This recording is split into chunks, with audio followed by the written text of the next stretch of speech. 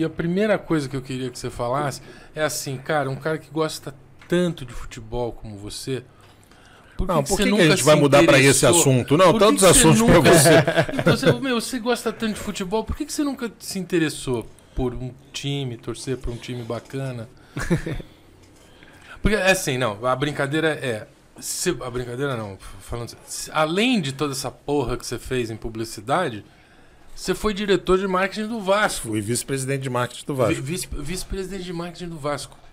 Caraca, velho, você entrou no ninho da cobra. Minha paixão é o Vasco. Quando né? era o Eurico Miranda ou não? De jeito nenhum. Ah, bom.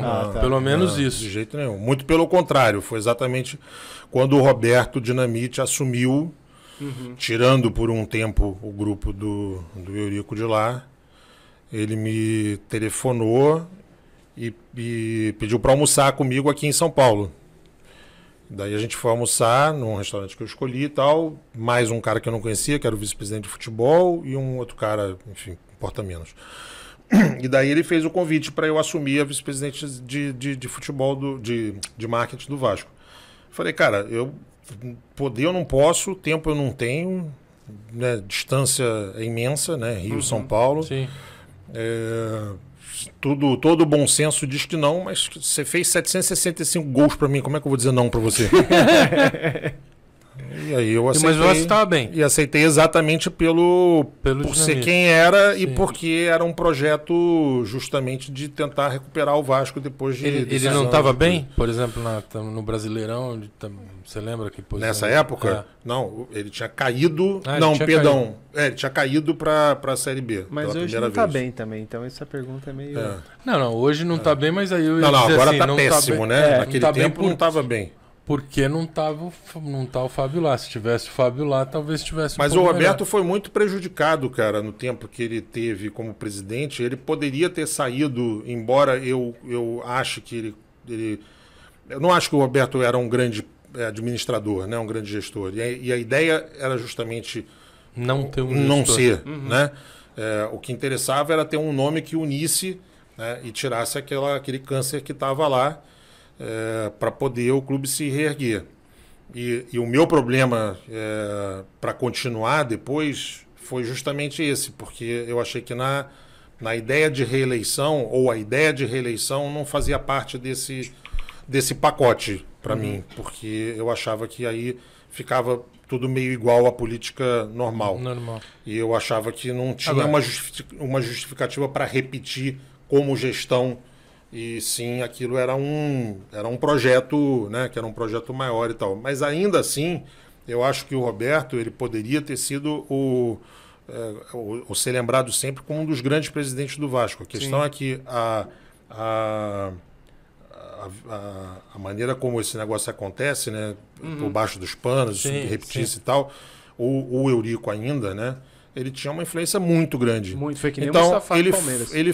O Vasco foi prejudicado claramente durante todo o período da gestão do Roberto, sabotado por um cara que tinha influência nas federações, comissões de arbitragem, CBF.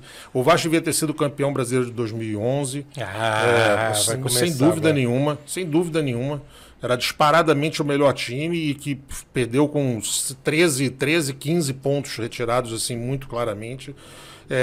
De Libertadores, de Copa do Brasil, de campeonatos regionais. Uma coisa que eu lembro que o Vasco fez foi incrível. Eu não lembro que ano que foi. Foi quando o Vasco começou a ter uma briga com a Globo. E aí todo mundo entrou com o logotipo do SBT nas costas. Então, entendeu? Mas é isso daí, entendeu? É Eurico. Você estava nessa época? Você lembra disso? Não, claro que lembro. O Vasco foi campeão brasileiro, assim, jogando com o patrocínio do SBT. Tem noção que foda isso? Entendeu? Mas para mim isso é ignorância, é burrice, entendeu? É o cara querendo criar um factoide, entendeu? De ser muito corajoso. Agora, quando e depois ser prejudicado por isso, né? Quando você era VP de marketing, tinha uma coisa... Isso deve ser do caralho, né? Porque assim, quando o time entrava, apesar de você estar no marketing, né, e não no futebol, quando o time entrava, você que é um torcedor roxo, é o teu time, caralho. É mais que o teu time como torcedor, né? Sim. De alguma maneira você tem parte naquele negócio que tá lá dentro, né?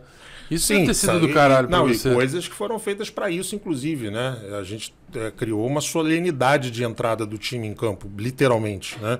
Então tinha uma música específica, tinha a coisa do trem da colina que a gente pegou, que começou com jogadores, coisa, a gente potencializou esse negócio e virou uma marca, isso praticamente. Então aquele túnel de espuma, de coisa inflável que a gente botou naquele negócio. Então os caras entravam com música assim, por causa de NFL, assim.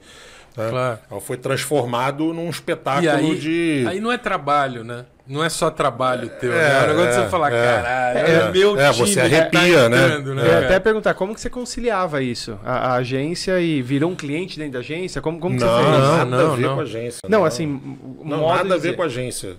Eu, na verdade, eu tive a sorte... Quer dizer, primeiro eu tive a ideia, né? Depois eu tive a sorte de encontrar um executivo escolhido, assim, entrevistas várias que eu fiz, e foi uma coisa que eu tentei estabelecer como cultura do Vasco nessa época, que vice-presidente devia ser não remunerado, como era estatutariamente inclusive, e abaixo do vice-presidente devia ter sempre um diretor executivo de mercado. Sempre alguém que fosse contratado no mercado e que fosse o foda daquela área. E eu contratei um guri que tinha sido do esporte interativo, tinha trabalhado em empresa de marketing esportivo e tal. Marcos Blanco, uma puta figura querida, um cara, um monstro de trabalho. Tinha 27 anos nessa época e era o meu tudo lá. Então era o cara que estava lá no dia a dia, né, e trocando comigo. A gente se falava 10 vezes por telefone por dia. Entendi. Mas aí você encontra o horário, né, para falar. Claro. O Vasco... Ele vem para São Paulo fazer reunião comigo, aí os acordos que a gente tinha de patrocínio, tinha, sei lá, a Penalty, que era fornecedor de material esportivo aqui, eu fazia, pensava na camisa junto, sugeria, pegava alguém que eu gostava, designer, contratava e fazia o cara fazer junto com ele. Você ia buscar patrocínio também pro time? Total. Sim. Mas o Vasco não poderia ser cliente da Finasca, porque na Finasca tinha gente que entendia muito mais de futebol, como o Ivan Marques. Entendeu? Depende, vamos ver. Como o Ivan... Não, o Ivan foi da diretoria do Corinthians. Também. Então você o Ivan é teu sócio, né? Sim. Então você imagina, um sócio é diretor de marketing do Vasco. E o Loi, que foi da diretoria do São Paulo. Ele foi da diretoria do São Paulo também? Ao mesmo tempo, todo mundo? Eu acho que não deve ter batido. Cruzou um pouquinho. Cruzou. Pô, isso é do caralho, né? Uma reunião dos 3 sócios. Cada um é diretor de um time. Ouvindo, né? Já vai passando tudo. Porra, cara. Briguei muito com o Ivan. Você brigou? Nossa, mesmo? Você brigava de futebol? Muito, é mesmo? Muito. Mas, a tua diferença não é com o Corinthians, né? Nem com o Palmeiras, é com o Flamengo, né? O Flamengo. O principal é com o Flamengo, mas teve uma época que foi muito com o Corinthians, né? Não, o Palmeiras é co-irmão do Vasco. Não, mas com o Flamengo, o Fábio tem um... E eu sei disso porque a gente tem um grupo de WhatsApp lá que, não pode falar Flamengo, velho. Falou Flamengo ali... É que nem nós e Corinthians. Casa a cara. Alemão. A gente não dá tanta atenção pro... Vamos lá, outro assunto agora? Esse daí nós já perdemos um monte de gente. Que ação que você fez no Vasco, quem te deu mais tesão? Você falou assim, puta, que foda que foi isso? Cara, eu acho que é a campanha pra volta, né? Pra série A, né? A campanha da volta pra série A, que surgiu de uma frase, né? Que virou coisa que era o sentimento não pode parar. Isso daí foi virando o projeto inteiro, mas é aquela história, assim, pô, se chegasse lá no final e a gente não tivesse subido, o bicho tinha desmoronado de um jeito, porque foi uma coisa de criar valor. Tudo que a gente queria ou não queria era perder o apoio de torcedor do ponto de vista da influência dele, mas também econômico, né? Então eu larguei fazendo um plano de sócios com uma meta de conseguir 100 mil sócios. Já tinha nessa época? Eu até perguntei. Tinha 4 mil. Caraca. No primeiro dia a gente fechou 62, quando eu lancei. 62 mil? 62 mil no primeiro dia. Caraca, velho. Mas quando você entrou... um plano que chamava O Vasco é Meu, que era uma oposição completa e direta ao Vasco que era deles.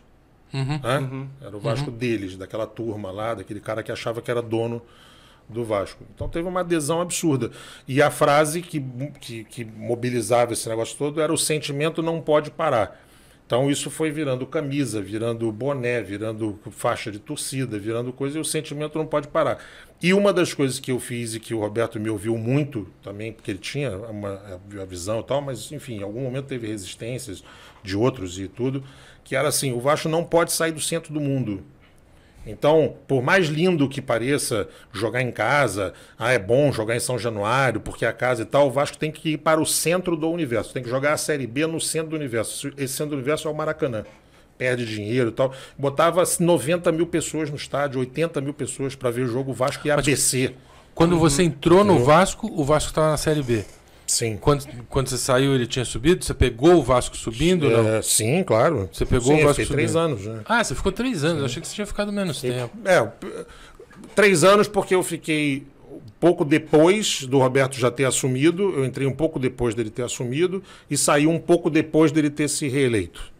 Eu tô enganado ou teve uma história de você na tua casa vendo um jogo do Vasco e tem duas que eu sei. Tinha a menina que trabalhava na tua casa, que entendia de futebol, que uma vez você contou, que ela passou e ela fez qualquer comentário assim, e ele falou... Tá demitido. Não, ao contrário, ela fez um comentário, ela falou, não, vem ver o jogo aqui. E o outro namorado da Nina, que eu acho que ela falou que era Flamengo. Essa da pessoa que trabalhava em casa, não é minha. Eu lembro... Eu lembro. Não, tem a história do namorado da Fernanda. Não, da Fernanda, da minha Fernanda. segunda filha, que é um cara que era Flamengo e o cara apareceu, mas aí no Rio. O cara começou muito mal, ele apareceu lá em começou casa. Muito mal. Ele apareceu lá Pra em casa, conhecer a no força meio dele. de um Vasco e Curitiba, assim. E o Vasco estava bem na época, isso já tem muito tempo. Sei lá, tinha sido campeão brasileiro pouco antes, ou sei lá, alguma coisa. Enfim, tava bem, mas aqueles jogos murrinha, entendeu? Que você fala, Sim. puta. O cara vai chutar uma bola, daqui a pouco vai bater nas costas de um cara, vai quicar na pequena área e vai entrar. Sim. Aí, porra, fiz essa previsão e tava vendo comigo, inclusive, o jogo, um cara que namorava a minha filha mais velha, a Mariana, que era vascaíno. O cara não era, né? Não, Mas ele era falou muito vascaíno. desde o início, ele assim falou como assim, é você o meu genro, né, ao contrário, né, marido da Fernanda hoje, que era que namorava esse cara na época, meu genro é vascaíno enlouquecido. Ainda bem, senão tá fudido. Não, tá fudido. Não dá pra viver com o Eu Fábio. tenho 2 genros, né? Quer dizer, que são casados com as minhas 2 filhas mais velhas. Um é vascaíno e o outro tem juízo, então eu torço pelo Goiás. Melhor sair daí. E esse do Flamengo? E esse cara chegou lá no meio do jogo, sentou num sofá. Ei, tudo bem, tio? Chama de tio. Ei, tio, tudo bem? Aí sentou lá. Aí deu tipo 5 minutos. O cara chutou a bola, bateu nas costas de um zagueiro do Vasco e entrou. Aí ele fez assim, yeah! Ah, não. Puta que pariu. Eu não vou falar todas as palavras que eu falei para ele, então basicamente eu vou dizer a forma inglesa, como eu falei para ele, ponha-se daqui para fora. Né? Tirou o cara da sala, não dá Pode pra ir embora, né? Some daqui, desaparece. Não, tio, não, peraí, não, tio, não. Ele tenta consertar, Aí mandando um tio ainda, né? ele cometeu o segundo erro, que ele dizia assim, não, aqui o gol foi bonito. Um gol de merda, né? Eu já descrevi o gol como é que foi. Um gol bonito. E ainda eu falei para ele assim, velho, entende o seguinte, não existe gol bonito contra o Vasco. Não existe gol bonito. Some daqui. Desaparece daqui. Aí foi pior, porque aí levaram ele lá para dentro, para cozinha, sei lá, para tentar. Eu mandei ele embora de casa. Falei, some daqui. Some daqui. Aí o cara foi pra cozinha e tal, trouxeram o cara de novo, no segundo tempo. Trouxeram de novo e sentou no sofá, e aí me irritava mais ainda, porque qualquer lance a favor do Vasco... Nossa, que falei, meu, só tá piorando, velho. Só tá piorando. Nossa, não tenta me Mas eu sei que pouco tempo depois ela terminou com ele e eu perguntei a sério pra ela se eu tinha alguma influência, porque eu fiquei preocupado E ela que falou, claro, houvesse que influência. sim, né? Ela falou, claro que não. Falou claro que não.